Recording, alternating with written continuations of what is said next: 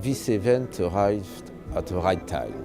We have two key immediate interlinked challenges. These are climate change challenge on one end, and on the other end, energy security. In the first debate on climate change since the UN summit in New York, our panellists discussed the key issues surrounding energy security. On October 14th in Paris, the EU will decide on 2030 emissions targets, paving the way for a successor to the global Kyoto Agreement. A 40% cut in CO2 emissions in 2030, that is really an ambitious target.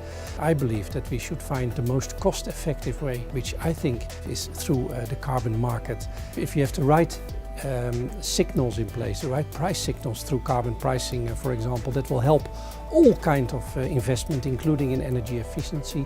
Carbon pricing is an instrument, but in terms of efficacy, it is regulation. It's the technology-specific incentives that have driven most of the low-carbon investment in Europe. Well, there's some interesting developments in the United States. There's a big reduction in CO2 taking place from a shift from coal to natural gas in the power sector. We've perhaps gone about it more in the way of stimulating the market by allowing the market to attain those objectives rather than having a top-down approach. We have stimulated by saying to the private sector, here are the standards we need you to attain, but we leave you the flexibility to attain them the way you think best at the lowest cost. There are investors, there are banks wanting to do more in this space, and there simply aren't the opportunities. Why aren't there the opportunities? Because the regulatory frameworks and the incentives aren't designed right to allow that investment to happen. We need a clear legal framework decided by government, by public entities, by European institutions.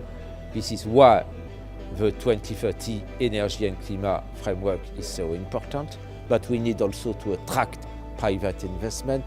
I think the key is that because we deal with a long-term investment business, energy, with long-term challenges, climate change, security, that we keep looking through all three lenses at the same time. The lens of climate and environment, the lens of security indeed, and the lens of affordability and cost. Because only then we can set a consistent and coherent framework. Have your say via Twitter, on LinkedIn, and continue the discussion and watch out for our follow-up debate in December on commentvisions.com.